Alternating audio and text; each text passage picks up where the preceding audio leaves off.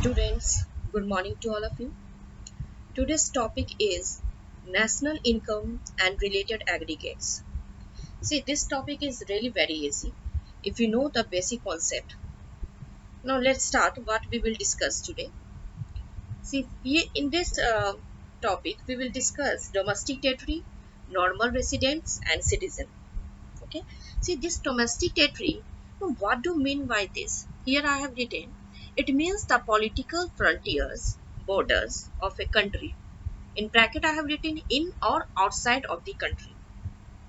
तो ये कहना क्या चाह रहा है कि हमारे देश में जो भी लोग रह रहे हैं, हमारे देश के अंदर भी रह रहे हैं और हमारे देश से जो लोग बाहर रह रहे हैं, उसको हम सब क्या कहते हैं? Domestic territory.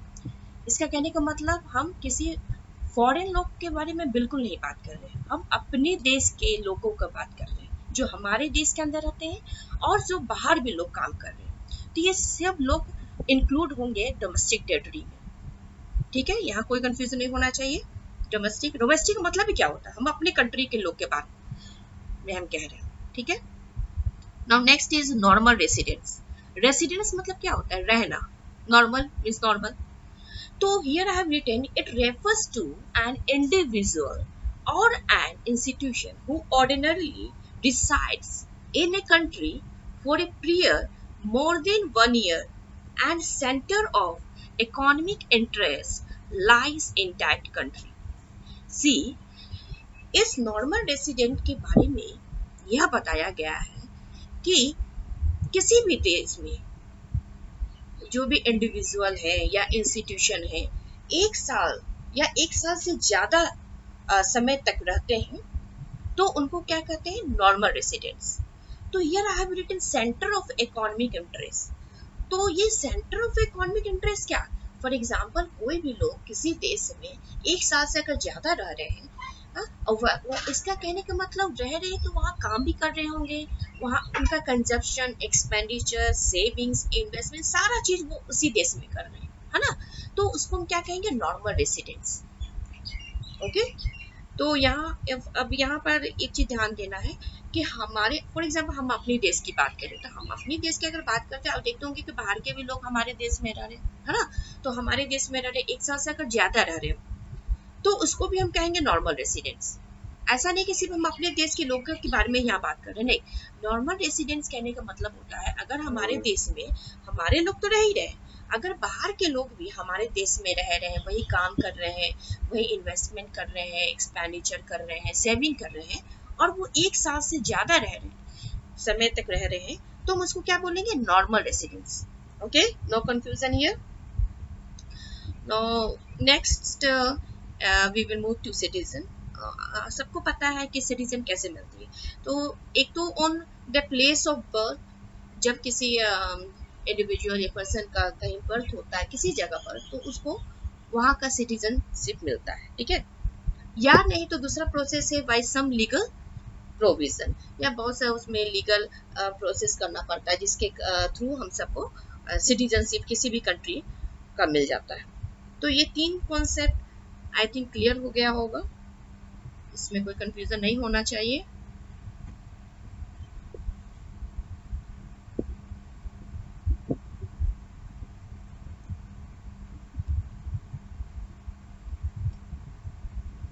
Now next move,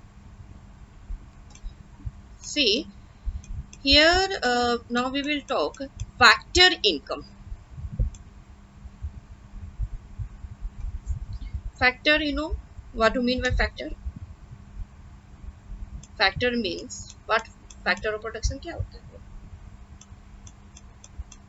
जहाँ हम बात करते हैं वेजेस की बात करते हैं, इंटरेस्ट, रेंट सब की बात करते हैं ना, तो वो फैक्टर इनकम है। ठीक है, तो फैक्टर इनकम क्या है? Here I am written earned by rendering factor services. Okay, यहाँ पर क्या लिखा हुआ है कि जो भी पैसा मेहनत कर कर कमाया जाता है तो उसको कहते हैं फैक्टर इनकम। वैसा इनकम जो मेहनत कर कर कमाया गया है ना। Second point I have written it is included in national income, और ये फैक्टर इनकम है वो नेशनल इनकम में इंक्लूड करते हैं। तो कौन सा एग्जांपल आता है फैक्टर इनकम में? तो वो आता है वेजेस, सैलरी, प्रॉफिट, इंटरेस्ट, है ना। तो ये सब क्या है, ये सब मेहनत कर कर कमाया गया पैसा है, तो उसको हम क्या बोलते हैं, फैक्टर इनकम। और ये पैसा और ये फैक्टर इनकम है जो हम नेशनल इनकम में इंक्लूड करते हैं। वाई? बिकॉज वो मेहनत कर कर कमाया गया, वैसा इनकम जो मेहनत से कमाया गया। तो so it is included in national income. For example, like wages, salary, profit, interest, etc. Okay. Now next I have written transfer income. See here what I have written, transfer income. Earned without rendering any factor services. Second, I have written not included in national income. Means it is just opposite of factor income. वो बिल्कुल तरह से ही opposite है। Factor income में हम क्या कहते हैं कि वो मेहनत कर कर कमाया गया है, लेकिन ट्रांसफर इनकम में वैसा इनकम जो बिना मेहनत का ही आया हुआ है, इसमें मेहनत करने की कोई जरूरत नहीं है ना। फॉर एग्जाम्पल जैसे स्कॉलरशिप है या लॉटरी में पैसा जीत जाना, है ना। तो इस तरह का जो पैसा आता है तो इसमें कोई मेहनत नहीं लगता है ना, बिना मेहनत का ही पैसा आता है, तो उसको क्या बोलते हैं, इसको ट्रांसफर इनकम। तो so this is not included in national income. ये ट्रांसफर इनकम हम नेशनल इनकम में बिल्कुल इंक्लूड नहीं करेंगे। Why? Because it is earn without rendering any factor service. ये मेहनत करके नहीं कमाया गया है, तो इसलिए इसको नेशनल इनकम में इंक्लूड बिल्कुल नहीं करेंगे। ठीक है। Now next that is final goods and intermediate goods. Intermediate goods के बारे में और फाइनल गुड्स के बारे में पहले ही वीडियो में एक्सप्लेन हम किए हैं कि ये दोनों का डिफरेंसेस क्या है और दोनों का मीनिंग क्या है। फाइनल गुड्स अगर हम बात करते हैं तो फाइनल गुड्स ही नेशनल इनकम में इंक्लूड करते हैं। ठीक है। इंटरमीडिएट गुड्स को हम इंक्लूड नहीं करते नेशनल इनकम में। तो फाइनल गुड्स क्या है, यूज्ड फॉर फाइनल कंजम्पशन ना। Second point what I have written, not further process. इसका कहने का मतलब कि जो भी गुड्स है वो फाइनल पूरी तरह से वो रेडी हो चुका, अब उसमें किसी तरह का प्रोसेस प्रोडक्शन बिल्कुल नहीं होगा। Now they are ready to consume, है ना। तो so they are final goods. For example अगर हम लकड़ी की बात हम करते हैं तो वो लकड़ी क्या रॉ मटेरियल, वो क्या इंटरमीडिएट। वाई? क्योंकि उस लकड़ी से अभी फर्नीचर बनेगा, बहुत तरह का चीज उससे बनेगा, तो वो लकड़ी भी एज ए रॉ मटेरियल है, वो क्या है इंटरमीडिएट। लेकिन जब वो बनकर तैयार हो जाता है furniture, then what we say that it is final goods. Now this final goods is included in national income. Okay. Intermediate में क्या होता है, जस्ट इसका अपोजिट है। जस्ट अभी एग्जांपल हम लिए क्या, एज ए वुड का एग्जांपल लिए कि वो अभी रॉ मटेरियल है और उसका फर्दर प्रोसेस होना बाकी है, तो इसलिए वो क्या है इंटरमीडिएट। वो फाइनल अभी गुड्स तैयार नहीं हुआ है, अभी भी उसमें क्या है फर्दर प्रोसेस बाकी है। लेकिन किस तरह से कहेंगे कि कोई भी गुड्स के बारे में कैसे कह सकते हैं कि वो इंटरमीडिएट है या फाइनल। तो it totally depends on the nature of use. ये किस पर डिपेंड करता है, on the nature of use. For example अगर हम शुगर की बात हम करते हैं, चीनी जो बाजार से लेते हैं, तो एज ए कंज्यूमर जब हम सब लेते हैं तो उसको डायरेक्टली कंज्यूम करते हैं, तो हमारे लिए वो क्या है, that will B final goods. लेकिन अगर वो चीनी अगर बेकरी वाला इसको यूज करता है तो उसके लिए वो फाइनल गुड्स नहीं है, उसके लिए वो इंटरमीडिएट गुड्स है। वाई? क्योंकि वो चीनी से भी केक बनाएगा, फिर उसके बाद मार्केट में उसको सेल करेगा, तो इसीलिए वो उसके लिए क्या है, एज ए इंटरमीडिएट गुड्स है। तो एक ही चीज के में हम देख रहे हैं, एक एग्जांपल है जो एक तरफ फाइनल गुड्स भी है और एक तरफ इंटरमीडिएट गुड्स है। तो ये डिपेंड होता है on the nature of use, है ना। सेम कह सकते हैं कि ये फाइनल गुड्स है कि इंटरमीडिएट गुड्स है। ओके। लेकिन एक चीज इसमें याद रखना है, क्या, used in same year। I have written used in same year। For example, एक साल के अंत में अगर कुछ भी गुड्स ऐसा जो इंटरमीडिएट गुड्स से जो बचा गया है, वो अभी तक फाइनल गुड्स में नहीं तैयार हुआ है और वो अभी भी उसको सेल करना बाकी है, तो वैसे गुड्स को हम क्या करेंगे, एट द फाइनल टाइम, मतलब एक साल के अंत में उसको हम क्या करेंगे, उसको फाइनल गुड्स में उसको कन्वर्ट कर देंगे। तो उसको फाइनल गुड्स में अंत में क्या करेंगे, वैसे इंटरमीडिएट गुड्स को फाइनल गुड्स में कन्वर्ट कर लेंगे। जैसे 1 साल के अंतिम में देखेंगे कि जो भी इंटरमीडिएट गुड्स है जो अभी भी बच गया है और उसको यूज नहीं हुआ है, तो वैसे गुड्स को हम क्या करेंगे, फाइनल गुड्स में कन्वर्ट कर लेंगे। ठीक है। और एक चीज ध्यान रखना है कि नेशनल इनकम में only we will include final goods, not any intermediate goods. Okay, you should remember this. Now next we will move, that is gross value. Okay, gross value. What is gross value? See here I have written gross value, that is purchasing value.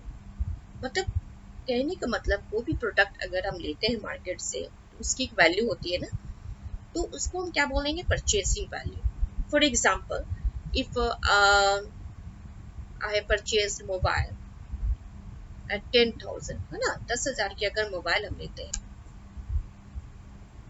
that is 10,000। अगर हम किसी mobile को खरीद रहे हैं और उसकी rate 10,000 में है, ठीक है, तो हम 2 साल उसको यूज किए और हम चाह रहे हैं कि 2 साल बाद उसको सेल कर दें और उसके बदले में कुछ और ले लें। तो जब हम 2 साल बाद जाएंगे उसको सेल करने के लिए, तो क्या वो मोबाइल 10,000 में बिकेगा? नहीं, ऐसा नहीं होगा। या तो वो मेरा 5,000, 6,000, 7,000, 8,000 में ही वो बिकेगा, वो 10,000 में बिल्कुल नहीं सेल होगा। क्यों नहीं सेल होगा?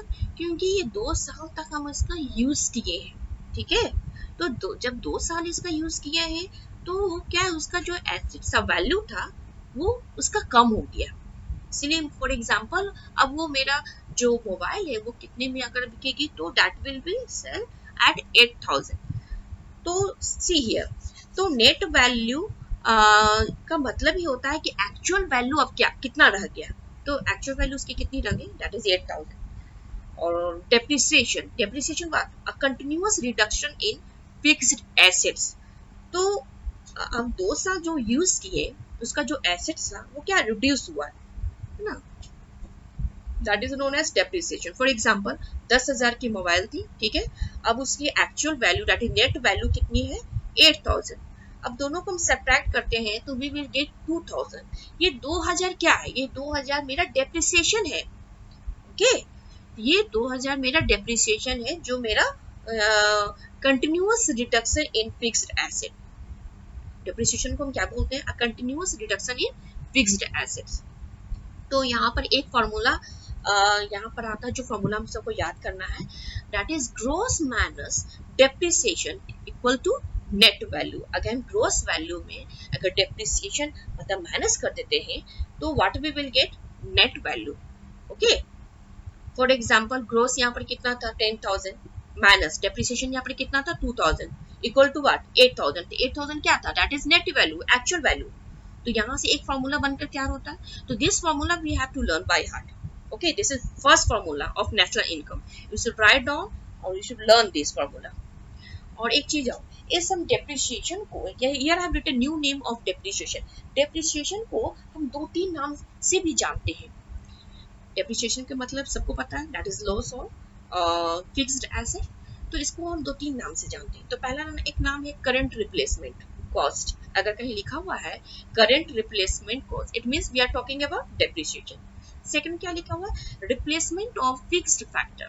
अगर ये भी इसकी बात कहीं भी लिखी हुई है तो समझ जाएंगे किसकी बात हो रहा है, दैट इज डेप्रिसिएशन। और एक और नाम से जो जानते हैं, जो सबसे ज्यादा यूज होता है न्यूमेरिकल्स में, that is consumption of fixed capital. अगर ये चीज कहीं लिखा हुआ है कि it means it is directly talking about depreciation. Okay, तो यहाँ कोई कंफ्यूजन नहीं होना चाहिए डेप्रिसिएशन का। डेप्रिसिएशन को हम 2-3 नाम से जानते हैं। ठीक है, अगर इस तरह का कहीं लिखा हुआ है तो you should understand that it is talking about depreciation. Okay, तो next we will move here. I think first formula आप सबको याद होना चाहिए, that is gross value minus depreciation, we will get net value. तो first formula है। अब एक जो आता है मेरा एक फॉर्मूला, इस फॉर्मूला को कैसे याद करेंगे? सिंपल, अभी जो फॉर्मूला जो दिए that is gross minus depreciation equal to net value. देखो एक एरो हम एक चीज लिखे, ग्रॉस से नेट जाने के लिए, अगर हमको ग्रॉस से नेट जाना है तो क्या करना है? Minus depreciation. देखो ध्यान से, एरो किस तरफ है? नेट की तरफ है। अगर ग्रॉस से हम नेट की तरफ जा रहे हैं तो what we have to do? We have to subtract depreciation को, वहां पर क्या कर देंगे? सब्ट्रैक्ट कर देंगे। फिर इस तरफ देखो लेफ्ट साइड, ये एरो किधर जा रहा है? नेट से ग्रॉस की तरफ। मतलब अगर हमको नेट से ग्रॉस की तरफ जाना है तो हमको क्या करना है? Plus depreciation. तो वहां डेप्रिसिएशन को क्या करेंगे? ऐड करेंगे। एक सिंपल कॉन्सेप्ट देखो, याद रखो। कैसे याद रहेगा? देखो इसमें कोई कंफ्यूजन नहीं होगा, बस इतना ध्यान रखना है, ग्रॉस का मतलब होता है एडिशन। एक चीज याद रखना, ग्रॉस का मतलब क्या होता है? एडिशन। और नेट का मतलब, कहीं भी अगर नेट लिखा हुआ है तो वो मान कर चलो वो सब्ट्रैक्ट कर कर ही आता है। कहीं भी अगर नेट लिखा हुआ है, कहीं भी किसी के पहले कहीं नेट का वर्ड यूज किया गया, मान के चलो वो सब्ट्रैक्ट कर कर ही आता है। तो देखो ग्रॉस से अगर नेट की तरफ जाएंगे तो हम क्या भी बोले कि नेट की तरफ अगर जब भी अगर बात हम करेंगे तो माइनस होकर होता है।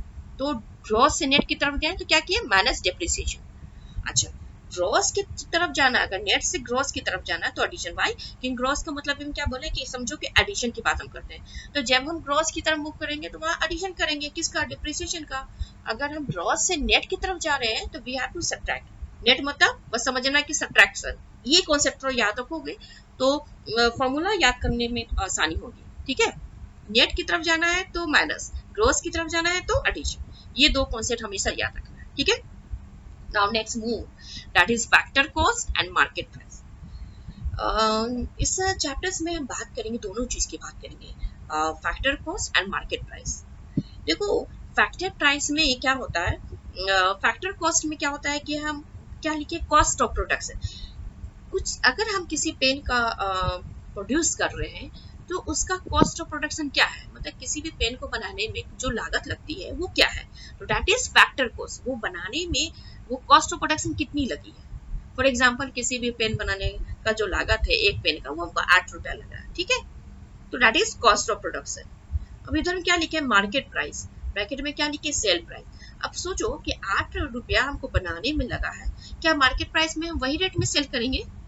नो, ऐसा होता है? नहीं, उसको हम 8 रुपया से ज्यादा रेट में इसको सेल करेंगे। तो हम यहाँ क्या लिखे हैं कि ₹10। हम कितने रुपीस में सेल कर रहे हैं? उसको 10 रुपया में सेल कर रहे हैं। तो that will be my market price. मतलब मार्केट में जाकर उसका प्राइस हम थोड़ा बढ़ा कर सेल करते हैं।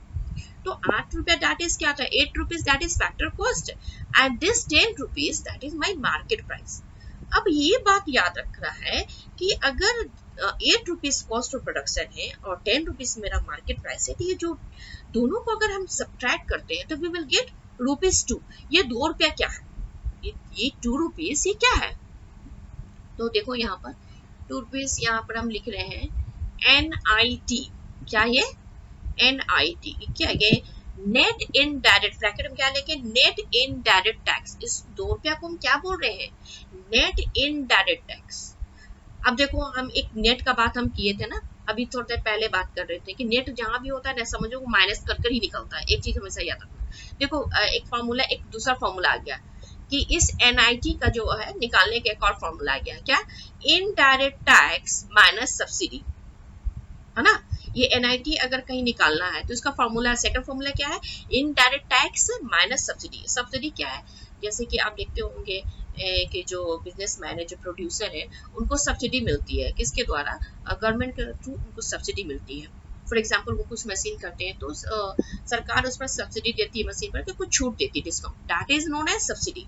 ओके, तो ये नेट इनडायरेक्ट टैक्स का फॉर्मूला कैसे निकालेंगे? Indirect tax minus subsidy. This is my second formula.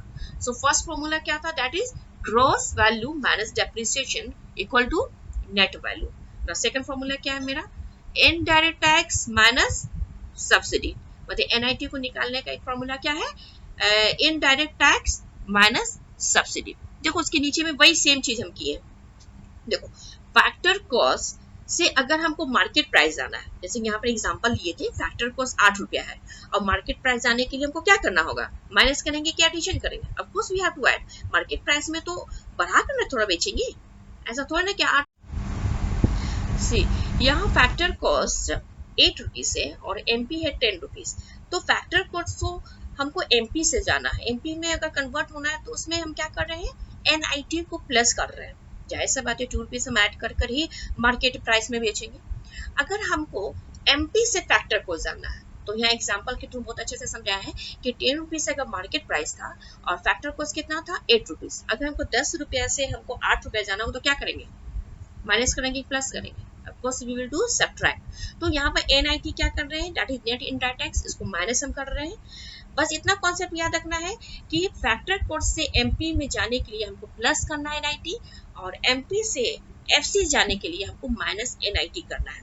तो ये कॉन्सेप्ट हमेशा याद रखना है ना। दोनों को पहले मतलब समझ आ गया होगा। फैक्टर कॉस्ट क्या है, that is cost of product, कितना लागत लगा, वो 8 रुपया लगा। लेकिन मार्केट प्राइस में क्या होता है, हमको थोड़ा बढ़ाकर बेचना है। तो 8 रुपीज था तो हम क्या किए, 2 रुपया बढ़ाकर उसको 10 रुपये में बेचे। ये 2 रुपया क्या था, that is my tax, net indirect tax. और नेट इनडायरेक्ट टैक्स को निकालने का फॉर्मूला क्या था, that is indirect tax minus subsidies. तो that is my second formula, you should learn that second formula. Now come next topic, that is domestic income. अब domestic income क्या है, domestic का मतलब देखो, अगर जब बात होती है डोमेस्टिक तो हम अपने देश की बात हम कर रहे हैं, अपनी कंट्री के बारे में बात कर रहे हैं। इट मीन्स हम अपनी कंट्री के इनकम के बारे में बात कर रहे हैं। तो देखो हम ब्रैकेट में क्या लिखे, इनसाइड द कंट्री। डोमेस्टिक का मतलब हम अपने देश के अंदर की बात कर रहे हैं, तो that is inside the country.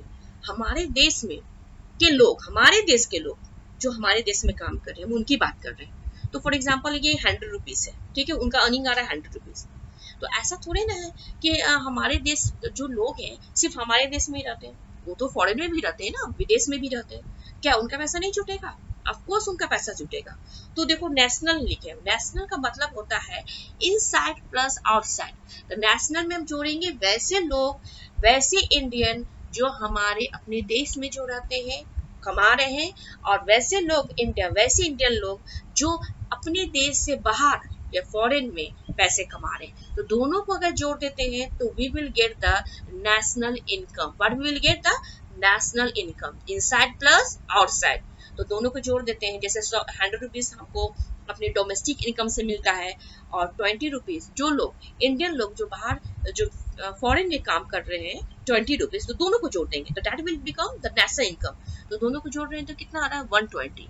तो ये 20 रुपीज क्या है, 20 रुपीज को हम एक नाम से और जान रहे हैं, दैट इज NFIA। तो NFIA क्या है, net factor income from abroad. Of course हम उसकी बात कर रहे हैं जो लोग हमारे देश से बाहर ये विदेश में जो काम कर रहे हैं, हम उनकी बात करिए। 20 रुपीज वही है NFIA, net factor income from abroad. Abroad मतलब क्या, फॉरेन, जो लोग बाहर काम कर रहे हैं। NFIA उसका फुल फॉर्म क्या है, NFIA का net factor income from abroad. अब एक चीज हम बताए थे इससे पहले, जहां भी हम नेट आ गया, अगर नेट की बात करें, वो मान के चलो वो माइनस होकर निकलता है। इससे पहले वाला कॉन्सेप्ट बताया थे, वो कॉन्सेप्ट हमेशा याद रखना है। तो देखो यहाँ पर फॉर्मूला क्या है, NFIA का फॉर्मूला क्या है, देखो factor income received from abroad minus factor income paid to abroad. कहने का मतलब हमारे देश के जो लोग जो बाहर रह रहे हैं, और बाहर के लोग भी, ऐसा थोड़ी ना कि बाहर के लोग हमारे देश में काम नहीं करते हैं, of course they are working in our country. तो दोनों पैसा, अब हमारे देश के लोग बाहर पैसा कमा रहे हैं, ठीक है, और बाहर के लोग हमारे देश में पैसा कमा रहे हैं, तो दोनों को है ना सब्ट्रैक्ट करेंगे। जो भी सब्ट्रैक्ट करने के बाद जो इनकम आएगा, that will be known as the NFIA, net factor income from abroad. जब हम न्यूमेरिकल्स बनाएंगे तो we will use this word. तो पहले ये समझना बहुत जरूरी है कि NFIA है क्या, that is net factor income from abroad. और ये जो नेट जब भी बात करते हैं तो माइनस होकर ही निकलता है। तो सिंपल वे, जो बाहर के लोग जो कमा रहे हमारे देश में आकर, और हमारे देश के लोग जो बाहर कमा रहे, दोनों को माइनस कर देंगे, वाट, और जो भी आएगा money, that will be the net factor income from abroad। Short form में हम कहते हैं NFIA। देखो सिंपल वे, अब देखो यहाँ पर वही सेम चीज इस तरह से हम बना है कि अगर डोमेस्टिक से, यहाँ से देखो, अगर डोमेस्टिक से नेशनल में जाना है तो we have to add, domestic से नेशनल में जाना है तो ऐड करेंगे। ऑफ कोर्स डोमेस्टिक में तो सिर्फ हमारे देश के लोग काम कर रहे हैं, नेशनल का कहने का मतलब वैसे इंडियन लोग जो बाहर भी काम कर रहे हैं। तो डोमेस्टिक से नेशनल पहुंचने के लिए हमको क्या करना होगा, NFIA को मतलब क्या करना होगा, ऐड करना होगा। और ये नेशनल से जब डोमेस्टिक जाना, तो नेशनल से डोमेस्टिक करने मत क्या, नेशनल में तो दोनों चीज आ गया ना, इनसाइड प्लस आउटसाइड। अब डोमेस्टिक का मतलब होता है सिर्फ इनसाइड। तो नेशनल से डोमेस्टिक जाने के लिए ऑफकोर्स हमको क्या करना पड़ेगा, माइनस करना पड़ेगा। मतलब डोमेस्टिक में सिर्फ हम अपने देश में लोगों का बात कर रहे हैं, तो माइनस करके ही निकलेगा ना। नेशनल से डोमेस्टिक जाना है तो we have to subtract NFIA। This is simple concept and you have to learn this. Learn क्या है इसमें समझना है, automatic you will get. This is my third formula. पहला फार्मूला था that is gross income minus depreciation that is equal to net value. Second formula था जो हम सब किए थे, दैट इज फैक्टर कॉस्ट। और ये एमपी से जाने के लिए और एमपी से फैक्टर कॉस्ट जाने के लिए क्या करना है ना, वो NIT को एक में ऐड करेंगे, एक में हम सब्ट्रैक्ट करेंगे। और उसके बाद जो मेरा नेक्स्ट फार्मूला जो आ रहा है दैट इज NFIA को हम कब ऐड करेंगे और कब हम सब्ट्रैक्ट करेंगे। तो जब हम नेशनल से, हम डोमेस्टिक से जब नेशनल जाएंगे तो we have to add, if we are going from national to domestic, मतलब नेशनल से डोमेस्टिक को जाना है तो हम सब क्या करेंगे, सब्ट्रैक्ट करेंगे किसको, NFIA। तो NFIA कैसे निकलता है, तो it get from subtract factor income receive from abroad minus factor income paid to abroad. तो ये चीज फॉर्मूला हमेशा याद रखना है, ठीक है। अच्छा, ये हमारे देश के जो लोग बाहर जो इनकम अर्न कर रहे हैं तो बहुत तरह से अर्न करते होंगे, तो किस तरह से अर्न करते हैं वो देखेंगे। फॉर एग्जाम्पल पहला हम क्या लिखें, compensation to employ. For example वो कहीं काम कर रहे हैं तो कंपेंसेशन मतलब क्या होता है, इनकम, इनकम सैलरी है उनका या वेजेस है, तो इनको इनकम हम कहते हैं, ठीक है। सैल कंपेंसेशन का मतलब ये होता है हम सैलरी इनकम की बात हम कर रहे हैं। तो एक तो वो हो गया कि वो बाहर किस तरह से जो कमा रहे हैं, ठीक है। दूसरा क्या है, प्रॉपर्टी एंड बिजनेस, या तो वहां से प्रॉपर्टी में इन्वेस्टमेंट लगा रहे हैं या वहां बिजनेस करके वो पैसा कमा रहे हैं, ठीक है। विदेश में किस तरह से लोग, हमारे देश के लोग कमा रहे हैं तो वो बता रहे हैं। थर्ड में क्या है, रिटेन अर्निंग। रिटेन मतलब क्या, वहां से कुछ कमा कर सेविंग कर रहे हैं पैसा। तो ये तरीका है कमाने का, बाहर जाकर किस तरह से कमाया जा सकता है। तो जैसे यू नो वेरी वेल, यहाँ से तो क्लियर हो गया होगा। अब देखो फार्मूला जो अब तक याद, कौन कौन सा फार्मूला याद किए ये देखेंगे। एक जो पहला फार्मूला जो बताए थे, gross income minus depreciation, we will get net value. ठीक उसी तरह से ग्रॉस से नेट, मतलब नेट मतलब बस माइनस, इतना ध्यान रखना है। ग्रॉस से नेट जाएंगे तो माइनस डेप्रिसिएशन, नेट से ग्रॉस जाएंगे तो प्लस डेप्रिसिएशन। क्यों, ग्रॉस का मतलब ये होता है एडिशन। तो पहला एक फार्मूला क्लियर। दूसरा फार्मूला क्या था, FC से अगर देखो फैक्टर कॉस्ट से MP जाना था, फैक्टर कॉस्ट क्या था, एग्जांपल दिए थे 8 रुपीज और मार्केट प्राइस क्या था 10 रुपीज। तो फैक्टर कॉस्ट से उनको मार्केट प्राइस जाना है तो जाहिर सी बात हम ऐड करके ना बेचेंगे मार्केट प्राइस में, इसको कम रेट का तो नहीं बेचेंगे। तो हम NIT को क्या किए, प्लस किए। NIT क्या है मेरा, नेट इनडायरेक्ट टैक्स। और नेट इनडायरेक्ट टैक्स कैसे निकलता है, indirect tax minus subsidy. Okay, अब यहाँ देखो ठीक उल्टा इसका, MP से फैक्टर कॉस्ट के पास जाना है तो MP कितना था मार्केट प्राइस, मुझे फॉर एग्जांपल दिए तो 10 रुपया था और लागत कितना था 8 रुपया। अगर हमको 10 रुपया से 8 रुपया जाना होगा तो क्या किया, हम प्लस करेंगे कि माइनस करेंगे, ऑफकोर्स या माइनस करेंगे। तो I have written minus NIT। तो NIT का फॉर्मूला कैसे निकलता है, तो NIT का फॉर्मूला निकलता है indirect tax minus subsidy. Okay, here I have written. तो ये दो फॉर्मूला याद हो गया। थर्ड फॉर्मूला क्या है, अभी जस्ट हमें बताया डोमेस्टिक और नेशनल। डोमेस्टिक का मतलब होता है इनसाइड, नेशनल का मतलब होता है इनसाइड प्लस आउटसाइड। तो अगर डोमेस्टिक से हमको नेशनल के पास जाना है तो जाहिर सी बात है हम डोमेस्टिक में किसकी बात करें, सिर्फ इनसाइड की बात करें, और नेशनल का मतलब इनसाइड प्लस आउटसाइड। तो दोनों हमको लेना है तो हम प्लस NFIA करेंगे, है ना। अगर नेशनल से डोमेस्टिक जाना है तो नेशनल में क्या था, इनसाइड प्लस आउटसाइड। अब हमको कितना किस में जाना है, डोमेस्टिक। डोमेस्टिक मतलब क्या होता है, इनसाइड। तो जाहिर सी बात है नेशनल में हम क्या करेंगे, डोमेस्टिक पर जाने के माइनस कर देंगे, क्या ना माइनस करेंगे, NFIA। What is the full form of NFIA, that is net factor income from abroad. और फिर एक चीज बताए थे, जहां नेट होता है तो नेट का मतलब ये समझो कि माइनस से निकलता है वो फॉर्मूला। तो इस NFI कैसे निकलता है, factor income received from abroad minus factor income paid from abroad.